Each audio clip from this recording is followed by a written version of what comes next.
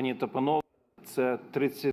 Ladies and gentlemen, it's the 32nd day of the Russian invasion and the 9th year for. My name is Andriy Shevchenko. On behalf of the Media Center Ukraine, I would like to welcome all the reporters who are watching us online and those who are staying here physically with us and who are telling the world about our fight for freedom.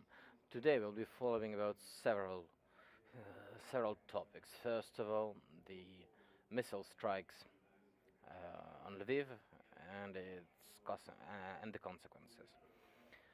It happened yesterday. I can add that yesterday there was another missile strike onto the Ukrainian town of Dubno, and it's an important railroad hub on the road between Kyiv and Lviv. Also, we'll be following the news from the city of Trostanets in Sumy Oblast, where in the last 24 hours the Ukrainian armed forces has conducted a successful counterattack, a counteroffensive, liberated the city from the Russian invaders. And it is a very important point because it helps us restore the connection between the city of Sumy, which is besieged, and the city of Poltava. We'll be following these events here in the media center. Now, I would like to present our guest who brought her personal story about her personal experiences of the Russian invasion. Here, you will see Ukrainian actress Anastasiia Pustovit. We've known this actor as a person who collected quite a lot of awards, among them the Golden Duke for the best actress. So Anastasiia has spent 2 weeks in a small town called Nemishayevo in the northwestern suburb of Kyiv. So she has witnessed with her eyes what the Russian occupation is about, and I would like to invite Nastya here to tell her story. Anastasiia is also speaking English, so if you want to have an interview with her in English, you can do it after the briefing.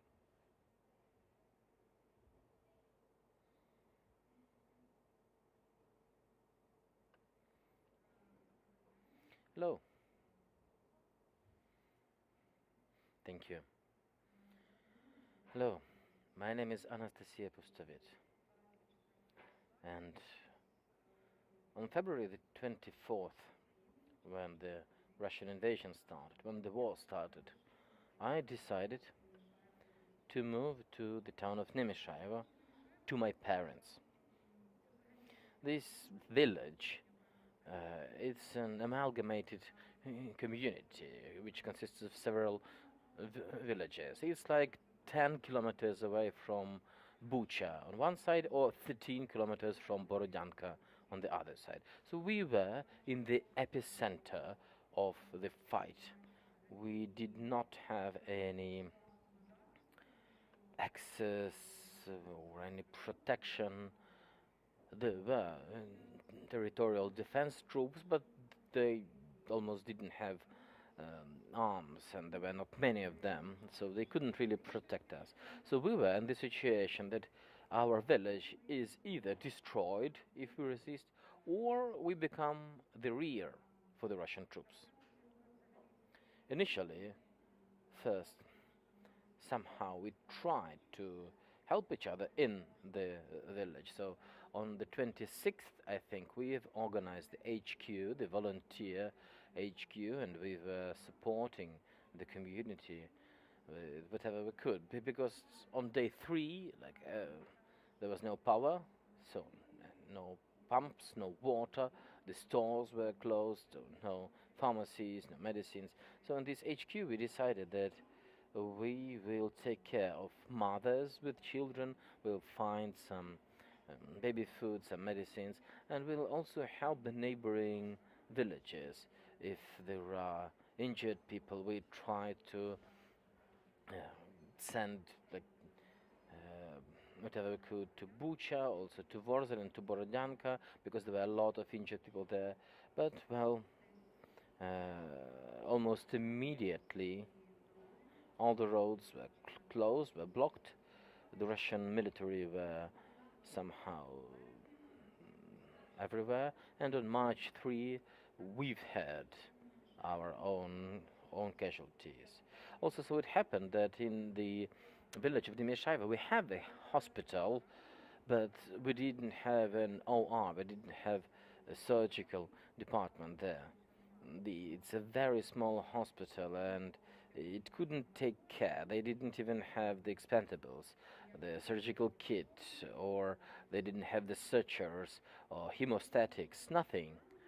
So when the first injured person started coming in, well, we had an anesthetist and we had a veterinarian. So these two guys just were putting regular nylon thread on the wounds. They just soaked this nylon thread in alcohol. That was it. So this HQ we've organized, it was in the community hall. We've essentially turned this community hall into both the OR, the clinic, the dispensation point where we were providing whatever food we had left. We managed to get some stock of medicines, and then we started calling other people who were like the owners of pharmacies, and we asked to get at least some narcotics because our anesthetist tried to provide at least some analgesia to these patients. Let me give you a bright example. We had a very injured person because when the Russian military were on the street, he just opened the door to his yard, letting other people in. And a Russian tank opened fire. So essentially the guy had all his body in shrapnel wounds. Luckily, he stayed alive. Like the vital organs or arteries were not cut, and the person lost a lot of blood but still was alive. So I think on March 3rd we've seen the first convoy of Russian equipment. You mean Russian equipment? Yes, I mean Russian equipment. Unfortunately, in the Nemishayevo, in the in the first two weeks of the war, we didn't see Ukrainian equipment. Ukrainian troops were elsewhere. The villages of Borodyanka was bombed, and Bucha was already occupied by the Russians. So, first convoy was about 40 vehicles long. So this community hall was in the center. It's like a big white building with a flag of Ukraine on top. And it was on the street, well, which saw all the equipment. There was a railroad crossing nearby, and it was important for the Russians to overtake this railroad crossing. I don't know why, they never did anything there. So the first convoy came in. So only 7 persons have left in this HQ, in the community hall, and the wounded and the injured person. And we couldn't leave while we had these injured persons there, and the stock of food and the stock of medicines we managed to collect in the first week. So we couldn't leave it. So just 7 persons. We've stayed there, and we were waiting for the moment when we are killed. Why? Because, well, it was a noticeable building, and the tank just came to the door of this community hall and started opening fire to just intimidate people around that. Well, but there were no people in the street, and nobody could resist. So people were, if they were coming up to the street, they were killed, simply because the Russians wanted so. I don't have another explanation, because the injured people we have seen were just regular people. It was a woman protecting her children, and she had cuts on her breasts, and the guys used just a nylon thread to because they didn't have a proper searcher material. We didn't have power, so we only had flashlights to use. So this veterinarian decided to stay in the HQ, and when the Russian convoy came in, he was actually applying a searcher on a stomach of another injured person. So we were there for 3 days, and we were just waiting for the Russians to come in and kill us. But well, luckily, either nobody betrayed us and said that there is this volunteer HQ in that building, or they were so dumb and didn't want to come in. But we've had situations when the APCs were coming to this community hall. They were coming with firearms, with alcohol. They just looted from the shops. They were drinking. They were looking at this community hall, and they pointed the tank cannon on us. So we were just sure we were gonna get killed, but it didn't happen. So we said, okay, we have to close this HQ. And one of the volunteers, we've sent him to a shelter, to a bunker, which hosted about 500 people at that moment. And we decided to send food to that shelter. So this volunteer was driving in a vehicle, but the Russian military saw some vehicle and just opened fire and killed this volunteer. His wife and his son witnessed that. It happened near the school. Then they opened fire towards the school. But, well, people were in the shelter, so luckily they weren't injured. Then, for some time, we were just hiding in other buildings adjacent to this community hall. We kept the keys, and we could like sneak in and give some food to people, and or a small stock of drugs, because we had people with diabetes, we had people with asthma, so we were issuing these small stocks of insulin. So then we managed to get to the other shelter where our relatives stayed. There were 130 people, and essentially we were held hostage. This shelter was located in the agricultural college. We didn't know that, but the Russians were actually coming in a few days before, and they just were beating people up to intimidate, and then they left. So we came to the shelter, but then the next day more Russians came and took us hostage, and they have set conditions. If you cross the line, so if we cross the contact line and go towards the Ukrainian troops, they are not responsible for our safety. Also, the Russians said that if anyone would let the Ukrainian troops know about the locations of the Russians, the person would be killed.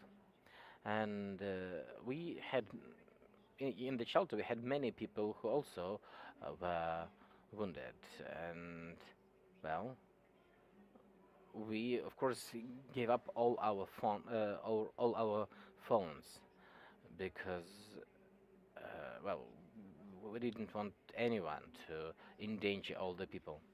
So the guy who organized all that in the shelter, he collected all the phones, and he promised the Russians that the information will not be leaked from the location.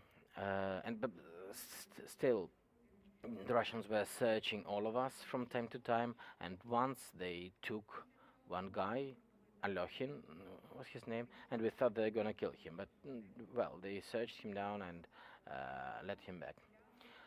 So then we stayed there. and they just kept their equipment in the village, and they were shelling other cities like Irpin and Bucha, and essentially they used us as a shield. We've had a small window and we could take a pic from the shelter, and we saw that the Russian equipment was just next door to this college. But 24 hours after, uh, they said they will leave. But then in 2 hours more Russian troops came. And well, they acted even crazier than the previous batch. Next morning, there were 8 of us. We decided to move to the other side of the village because, well, there were many people in the shelter, and we thought it's dangerous. If the Russians are acting crazy, then they could kill us all. So we managed to get to the other side of the village. We've always had wide uh, shoulder strips on us. Of course, it wasn't a guarantee that we'll be saved, because, for example, one guy went to the store to get some food, and he just was stabbed. And there were other cases. We had this assistant who was taking care for the wounded in the HQ, and her mother was captured, and they were trying to, and they were beating the mother up, trying to find out how many people were there with them. There were many murders, even though the village of Nemishayevo provided no resistance. So when they came to this college, they have learned that there still is the natural gas supply to the village, and next day they stopped the natural gas supply to the village. They tried to push some propaganda. They tried to talk to women. They tried even to give some sweets to children. And we didn't talk to them, or when we tried to talk, we used only Ukrainian. We spoke only Ukrainian because it helped, like, it was our form of the riot, Anastasiia. So you're describing the terror against civilian, peaceful population. So do you understand what was their purpose? Yes, they said that their main objective is Kyiv, that they want to kill our clown, end of quote, and they want to put their own leader on top of Ukraine. And they said that they were saving us, and the only evacuation corridor they can provide would be towards Belarus. Well, but why were they, for example, cutting the natural gas supply, or why were they killing people trying to find food? I think they wanted to create the humanitarian catastrophe, to somehow break the people's, to break the spirit of the people, because we were not collaborating. And I know that the local territorial defense guys were trying to kind of kill some Russians around the town. But we asked them not to kill the Russians because we were afraid that whatever happened to Borodyanka would happen to us. Because in Borodyanka, people just took Molotov cocktails and tried resisting, and the Russians just razed the whole city down. The whole city of Borodyanka. Our guys, they only had some hunting rifles, and, well, if they started opening fire, they would just probably kill us all. So what you're describing looks like war crimes. Do you think there is a way to hold these people accountable? The convoy which stayed in our town, they left to Gostomel, and as far as I know, they were destroyed. Well, the court, The Hague, that would be the only humane way for us if we want to stay humans. If we want to not be like them, that would be the only way to punish them for their deeds. So, this collective image of the Russian invaders, how can you describe it? How can I put it? We didn't see them much in the first days because we just stayed in that HQ. In the first days, we just tried to avoid contact. But the direct contact we've had, well, it looked like, it might sound surprising, they looked like these kind abusers. They wanted to project the image that they are helping us, they are good. But it's so weird. At the same time, they tried to explain that if you do anything wrong, you will be killed. So it's like a weird story when they say when they said that they're our savior, but if you don't want that, you'll be killed. How did you escape and got to Lviv? When we went to the other side of the village, we stayed with the relatives of one of our volunteers, Maria. We have learned that an official evacuation corridor would be open from Warsaw. And well, we didn't have any communication, but there we managed to get a phone and charge it from the generator. And then we realized that we can cross the Nemishayevo field and we could get to Warsaw. But well, this field could be shelled any time. So we had to take a risk. We thought that, well, we can, for example, make large white sheets and write children on those sheets because we had some children with us.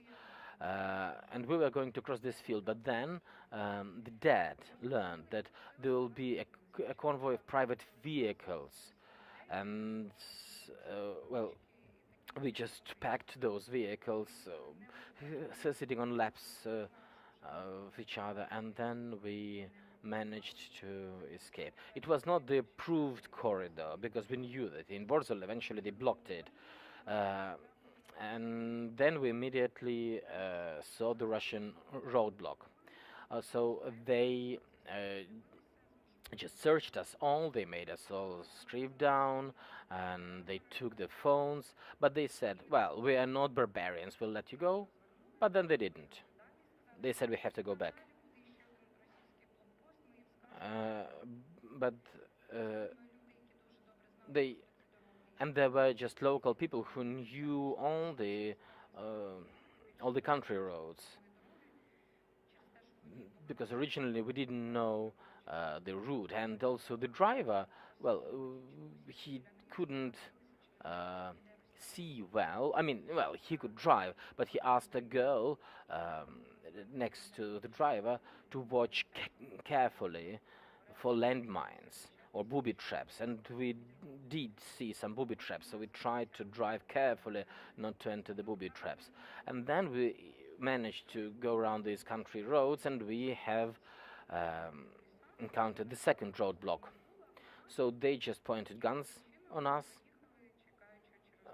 and we were just waiting if they opened fire or not. They didn't. So very slowly we crossed the roadblock.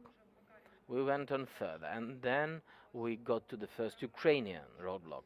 And then, of course, we were happy to see our guys. And there was also this message that the green corridors would be open and there would be a ceasefire. But there was no ceasefire while we were driving. We saw villages burning. We saw shelling. We saw just vehicles being shot at, and these vehicles had children signs on them. And we knew for sure that the private vehicles convoy ahead of us was shot at. And when we came there, we have learned that the convoy behind us was shot at. How did you support each other in these days? We had this game. I mean, we had two families staying together, supporting each other. Well, first of all, in the shelter overall, People were supporting each other, and I really appreciate this college director who managed to organize everything. We had a kitchen section, we had people on duty monitoring the situation outside. There was the whole system of shifts, and we managed to stay, I don't know, as a small state, as a small community. We've organized hot water and so on. And amongst that, we had these two families, so we just played cards. Or when we had some light, we have found some candles, we were reading books. And there were also children. One of the girls, she knew many poems of Taras Shevchenko by heart. So she was just reciting poetry, and we were trying to play with the children because it was very difficult for children. Sometimes they went hysterical. They just had these tantrums that they want to come out and play outside. And well, we tried to help each other. Of course, initially, when we were in this volunteer HQ, we tried to help each other with food and medicines. When we couldn't, we just wanted to stay strong. Thank you. Anastasiia Pustovit, the Ukrainian actress who spent 2 weeks in the village of Nemishayevo. Now she's here in Lviv in relative safety. Thank you for your openness. Thank you.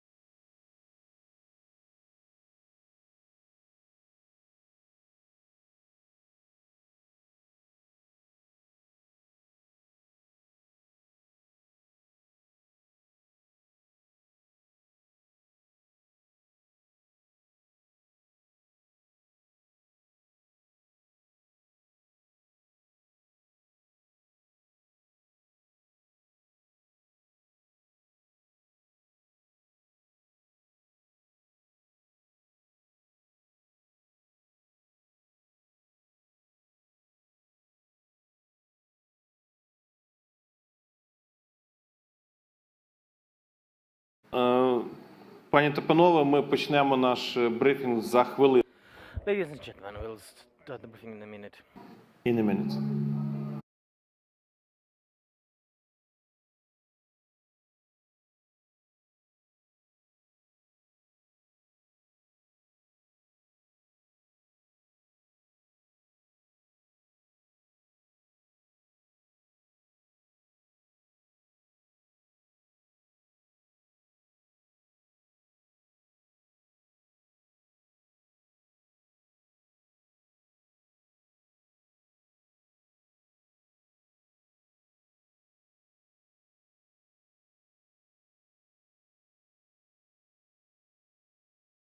І оборона.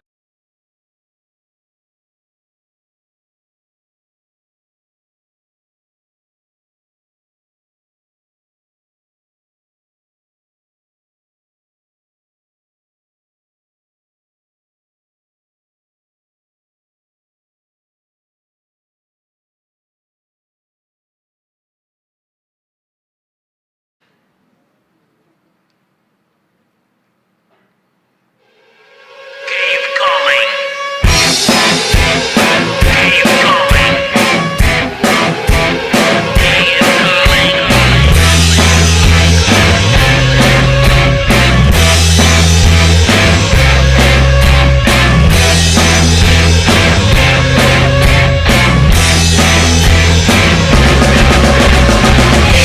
Calling to the faraway towns.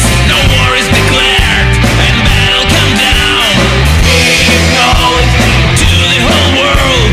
Come out of neutrality, boys and girls. Calling now, don't look to us. Funny putting mania has bitten the dust. Calling, see we ain't got the planes, so clear our skies, stop the rockets of pain. The Iron Age is coming, the curtain's coming down. Meltdown expected, the wheat is growing thin, and jeans stop running. But I have no fear, 'cause Kyiv is rising. We live by resistance. Kyiv calling to the NATO zone. Forget it, brother, we can go it alone. Kyiv calling to the zombies of death. Withholding, put it up and throwing out the breath. Kyiv calling, and I had to shout. But while we were talking, I saw all the guards flipping out. Kyiv calling, see we cannot retreat. We're already home, so Russia ships, fuck you! The Iron Age is coming, the curtain's coming down, and jeans stop running. The wheat is growing thin, and nuclear error. We should have real fear, 'cause Kyiv is rising. We live our resistance.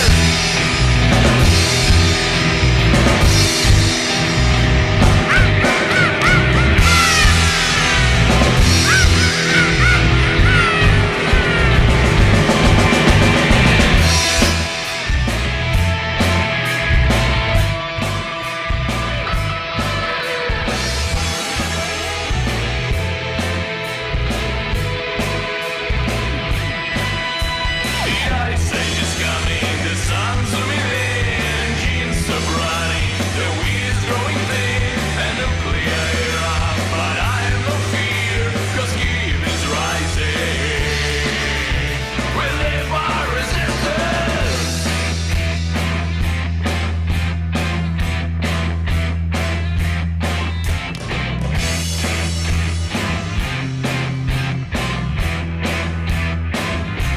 Now get this, Kyiv Calling, yes I was there too. And you know what was consent, well none of it was true. Kyiv Calling at the top of the dial. And after all this, won't you give me an F-force? Kyiv Calling. Kyiv Calling. I never felt so much like a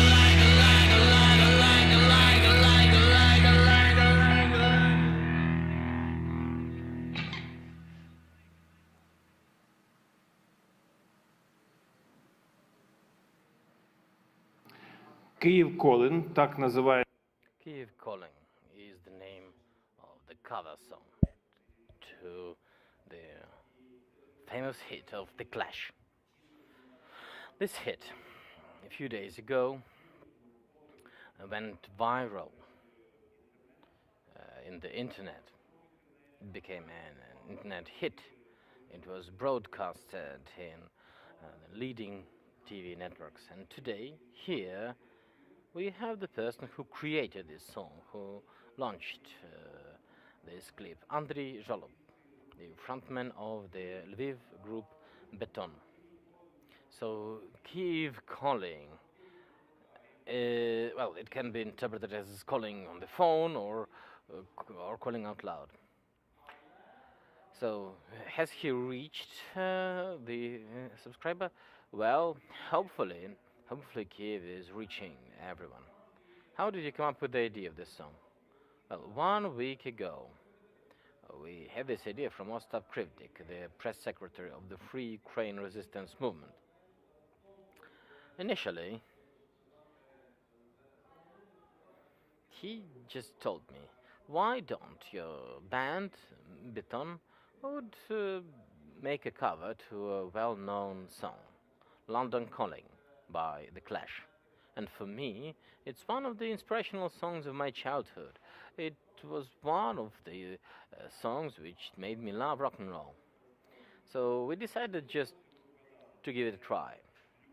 What was the emotion that you invested in this song? Was it anger or optimism?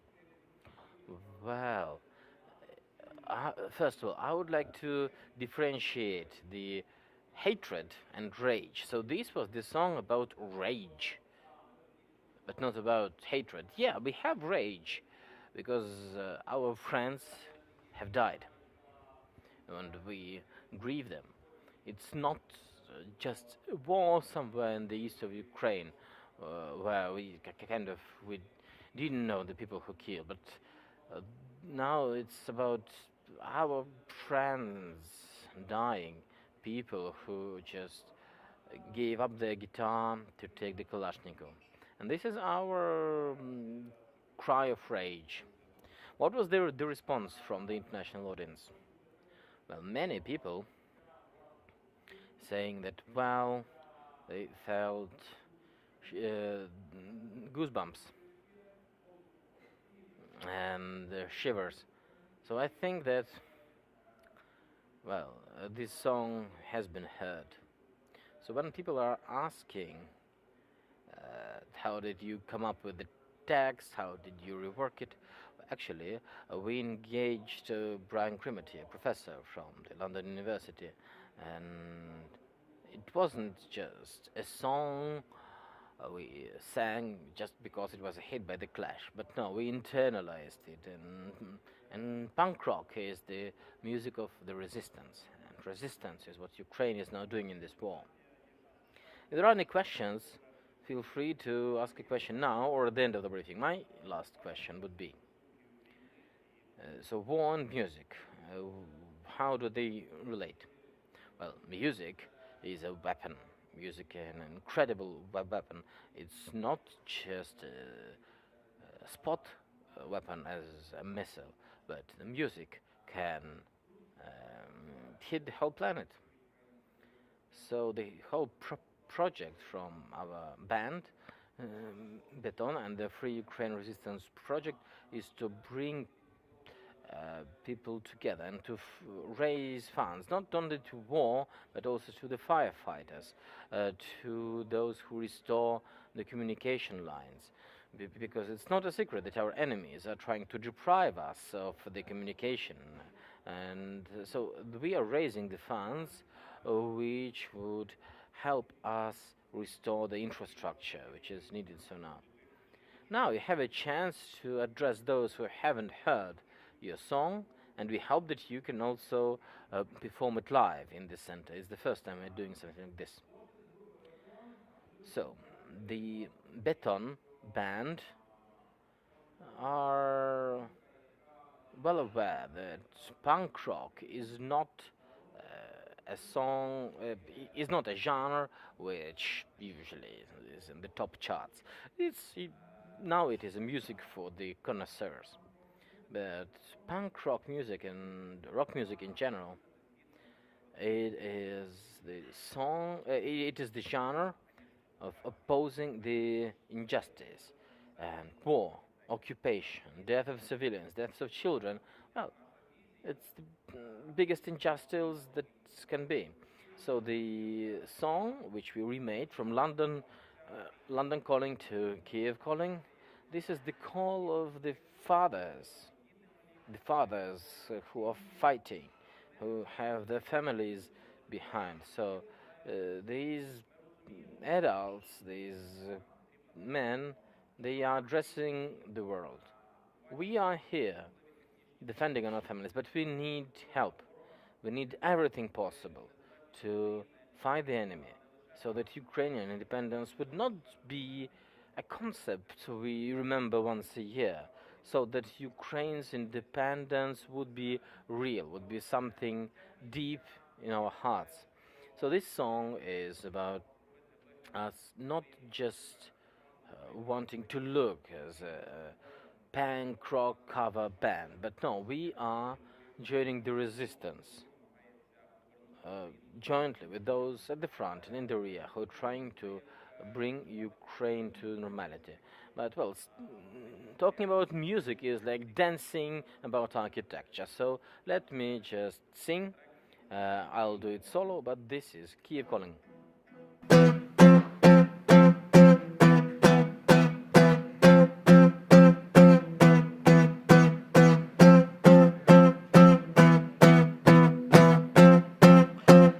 Kyiv calling to the faraway towns. Now war is declared and battle come down. Kyiv calling to the whole world. Come out of neutrality, you boys and girls. Kyiv calling, now don't look to us. Funny Putin mania has bitten the dust. Kyiv calling, see we ain't got the planes, so clear our skies, stop the rockets of pain. The Iron Age is coming, curtains coming down, meltdown expected, the wheat is growing thin, engines stop running, but I have no fear, cause Kyiv is rising. We live by resistance, Kyiv calling to the NATO zone. Forget it, brother, we can go it alone. Kyiv calling to the zombies of death. Quit holding, putting up and drawing out the breath. Kyiv calling, and I have to shout. But while we were talking, I saw oligarchs slipping out. Kyiv calling, see we cannot retreat. We're already home, so Russia ship, fuck you! The Iron Age is coming, curtains coming down, engines stop running, the wheat is growing thin, and nuclear error, we should have real fear, cause Kyiv is rising. We live by resistance!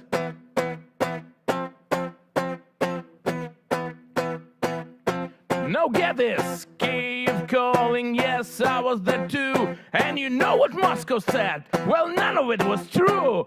Kyiv calling at the top of the dial. And after all this, won't you give me an Air Force? Kyiv calling. Kyiv calling.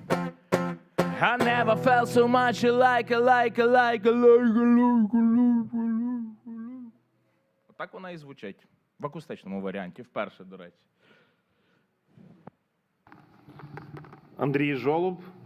Andrei Zholov, the frontman of the Beton band, Kyiv Calling. Andrei, thank you. Stand with Ukraine. Дякую.